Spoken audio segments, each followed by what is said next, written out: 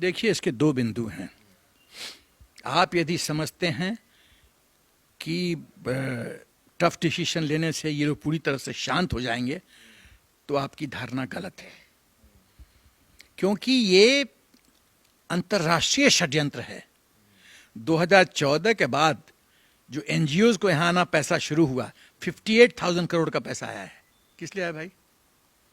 कोई विदेशी ताकत आपको पैसा क्यों देगा जब तक उसका कोई मकसद साध्य नहीं होता है? तो मकसद क्या साध्य होता है? मोदी जी को हटाओ। मोदी जी इस देश के प्रधानमंत्री, कितने देश में पेट में दर्द है, कितने लोगों को दर्द है, तो हटाओ इनको। इसीलिए डॉक्यूमेंट मिलता है कि मोदी जी को मारने का प्लान बनता है।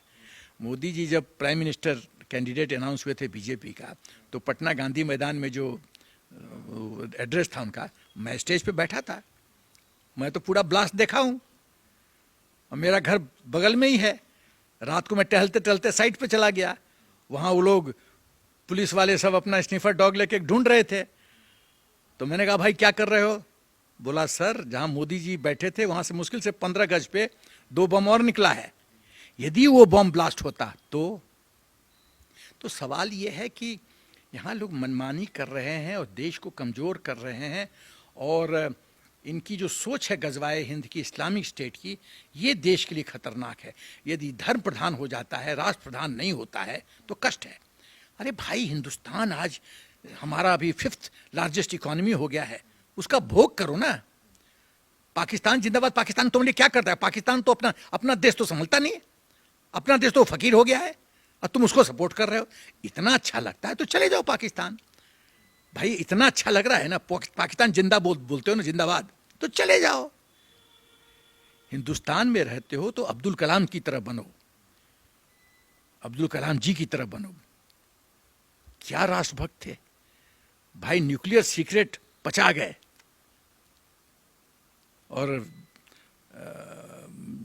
जब वाजपेयी जी प्रधानमंत्री को अब्दुल कलाम जी ने बोला कि सर आई होप चीजें गोपनीय रहेंगी, तो वाजपेयी जी तो सेंस ऑफ बहुत अच्छा था, उन्होंने कहा आप भी अनमैरिड, मैं भी अनमैरिड, तो लीक आउट नहीं हो सकता है।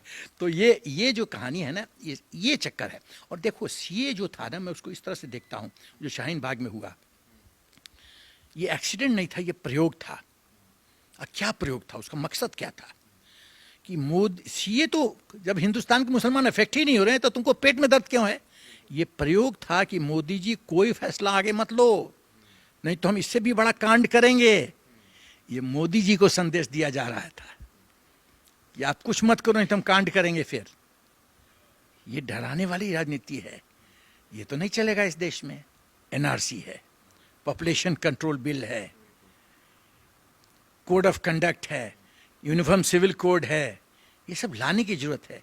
देखिए, जब तक लोग कैसे व्यवहार करेंगे, जब कानून होगा तभी तो। जब कानून ही नहीं है तो फिर क्या डर? तो कानून लाना पड़ेगा, ये सब कानून पास करना पड़ेगा। और तब एक मेरी अपनी ये सोच है कि कोई भी यदि राष्ट्रद्रोह करता है, इसका मतलब हुआ waging war against the state, राष्ट्रद्रोह। राष्ट्रद्रोह का मेरे अनुसार एक ही सोल्यूशन है, फास्ट ट्रैक कोर्ट बनाइए, 30 दिन में फैसला सुनाइए, पर्सन नॉन ग्राटा उसको अनाउंस कीजिए, और देश के बाहर उठा के फेंक दीजिए, उठा के फेंक दीजिए। You are not required here, तुम्हारी यहां जरूरत नहीं है। आप बल्कि बताइए, मैं सिंपल चीज बताना चाहता हूं, आपके घर में एक सांप आ जाता है, तो क्या आप चैन से सोएंगे कि ढूंढ के उसको भगाएंगे अपने गेट के बाहर? तो भाई ये भी तो अंदरूनी सांप है, घर का बेधिया लंका डाह। ये देश को खतरा, देश का दो समस्या है, external threat, internal threat. External threat तो आर्मी संभाल लेगी, आर्म फोर्सेस संभाल लेगी। इंटरनल थ्रेट, घर के अंदर रह के जो डसते हैं वो ज्यादा खतरनाक हैं। बॉर्डर पे तो हम जानते हैं वो पाकिस्तान का बंकर है, वहां से फायर आया तो हम ठोक देंगे, लेकिन घर के अंदर जो है, किसी के माथे पे तो नहीं लिखा हुआ है कि वो पीएफआई का सदस्य है, तो क्राउड में मिंगल करके बम छोड़ देगा, 50 लोग मर गए। तो ये बहुत खतरनाक स्थिति है। तो मुसलमान भाइयों को ये सोचना पड़ेगा कि राष्ट्र तुम्हारा है, राष्ट्र धर्म से बड़ा होता है, तुम इस तरह से मनमानी नहीं कर सकते। और जैसे न्यूक्लियर, जैसे न्यूटन ने कहा था, every action has got a equal and opposite reaction. आप यदि राजद्रोह करोगे तो सरकार तो अपना एक्शन में आएगी। आपने सीए करके कितना तबाह किया था, 10 महीने के मेरा ख्याल है तबाही किया था। किस लिए? अरे जब आप अफेक्टेड नहीं हो तो किस लिए? क्यों? मोदी जी को डराना है। लेकिन इनका कैलकुलेशन गलत है, मोदी जी डरने वाले नहीं हैं। अब जो टीम है मोदी जी, शाह जी का, अजय शंकर जी का, अजीत डोवल जी का, ये टीम इतना सॉलिड है, लोग डरने वाले नहीं हैं। और इनको संभलना पड़ेगा, कहीं ऐसा ना हो कि इतना लेट हो जाए कि ये अपने पांव पे कुल्हाड़ी मार लें और इनका अस्तित्व खत्म हो जाए। सर अंतिम प्रश्न ये पूछते हैं कि जब इस तरह के एक्शन होते हैं लगातार, तो उसमें एक धर्म विशेष को निकाल लिया जाता है, बोला जाता है कि इसको टारगेट किया जा रहा है और मोदी और ये सब मिलकर डिटेक्टरशिप चला रहे हैं। क्या आपको भी ऐसा लगता है? ये बहुत चालाकी से, धूर्तता से ये लोग गेम खेलता है। ये लोग इतना धूर्त है, जहां ये लोग घिरता नजर आता है तो विक्टिम कार्ड खेलना शुरू कर देता है। मुसलमानों को टारगेट किया जा रहा है। अरे मुसलमानों को काहे टारगेट किया रहा है? तुमको वक्फ बोर्ड मिला है, टेम्पल का इनकम सरकार के पास जाता है, तुम्हारा इनकम सरकार के पास आता है। और टेम्पल का ये तुम्हारे मौलवियों को पैसा दिया जाता, तनख्वाह दिया जाता, क्यों दिया जाता है? For what? जिस मदरसा में तुम बच्चों को जिहादी बनाते हो उसके लिए सरकार तुमको पैसा देती है। वारे देश, वारे देश।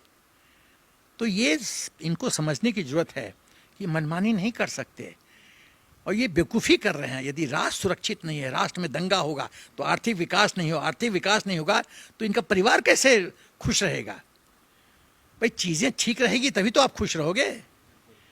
तो ये तो मेरा ख्याल है, ये तो वो जो एक सेंट था ना, जो एक पेड़ पे बैठा था और उसी का डाल काट रहा था, वही कर रहे हैं ये। और इसका परिणाम इनको भुगतना पड़ेगा। यदि ये बुद्धिमत्ता का परिचय नहीं देंगे तो इनको भुगतना पड़ेगा। मैं ये कर रहा हूँ। और यदि पीएफआई और ऐसे संगठन समझते हैं कि आर्म्स ट्रेनिंग दे के यहाँ गृहयुद्ध करके ये लड़ाई जीत जाएंगे, तो मैं यही कहूँगा कि आप गलत रास्ते पे चल रहे हो, आप सफल नहीं होगे।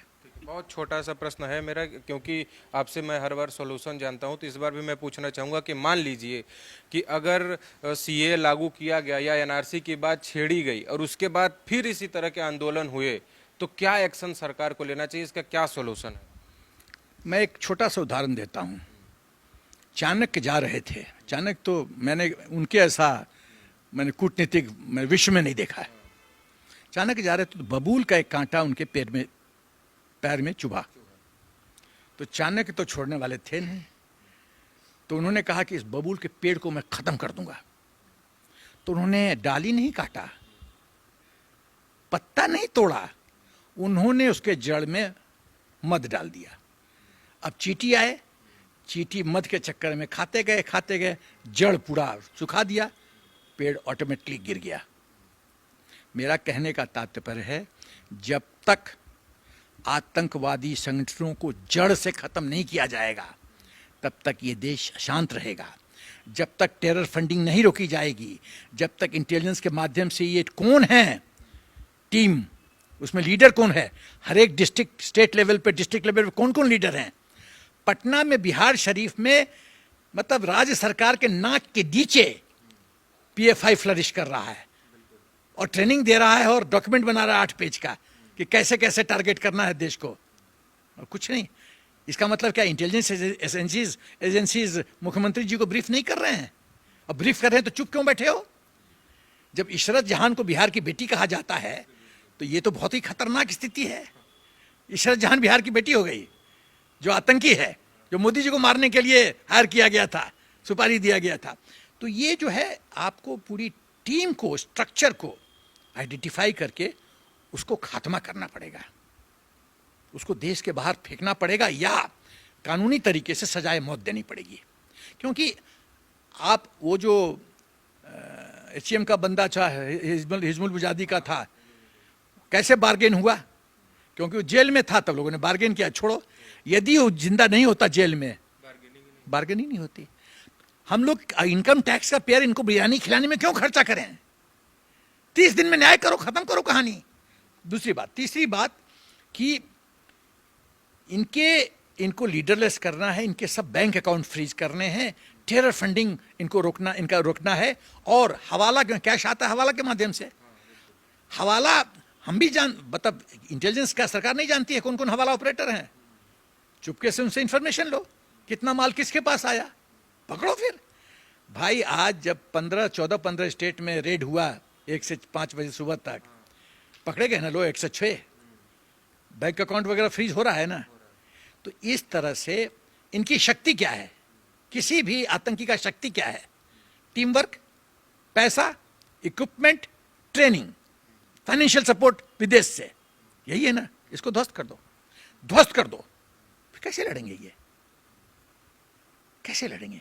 उसके बाद ये जो लोग तुष्टीकरण के राजनीति में, अभी देखो, अभी पीएफआई के रेड में देखो, कुछ पॉलिटिकल पार्टी उछलना शुरू कर दिए, मुस्लिम के साथ अन्याय हो रहा है, ये पॉलिटिकल वेंडेटा शुरू हो गए, क्योंकि उसको खुश करना है, क्योंकि वोट लेना है। ऐसे से जो जब हमको आपको समझ में आ रहा है कि वोट की राजनीति खेल रहे हैं, तो क्या देश को और जुडिशरी को समझ में नहीं आ रहा है? ऐसे ऐसे लोगों का अकाउंटेबिलिटी फिक्स करो और उनमें सजा का प्रावधान होना चाहिए। पॉलिटिकल बैन करने की जरूरत है ऐसे ऐसे लोगों को, तब लोग अंकुश लगाएंगे अपने वक्तव्य पे। खुश करने के लिए कुछ भी बोल दो। भाई राष्ट्र बड़ा है, खाली राष्ट्र सुरक्षित रहे ये सेना की जिम्मेदारी है क्या? हमारी, आपकी, पॉलिटिकल पार्टीज की, सबकी जिम्मेदारी है। हिंदुस्तान का एक एक व्यक्ति का जिम्मेदारी है राष्ट्र सुरक्षित हो और राष्ट्र मजबूत हो, खाली सेना की जिम्मेदारी नहीं है ये। तो वो अकाउंटेबिलिटी फिक्स करने पड़ेगी और कोड ऑफ कंडक्ट डिफाइन कीजिए कि राष्ट्रद्रोह क्या है, और उस पर सख्ती के साथ 1000 वोल्ट झटके के साथ आना है नीचे। तब देखता हूं मैं कैसे होता है। उस कश्मीर उदाहरण है, 370 क्या हुआ? कुछ हुआ? हो नहीं सकता है, हो नहीं सकता है। भाई सरकार होती है। मैं जब जूनियर था तो मेरे एक सीनियर बॉस ने बहुत अच्छी बात कही थी, मैं 1 मिनट में खत्म करूंगा बात, और अभी तक मेरे जहन में बैठा हुआ है। अब मैं 72 साल का हो गया हूं। उन्होंने कहा कि भाई बेटा, आर्मी एक बुलडोजर की तरह है, तुम कितना भी फन्ने खा हो, यदि आर्मी से पंगा लिया सीनियर बॉसेस से, तो बुलडोजर चलेगा तो तुमको ध्वस्त कर देगा।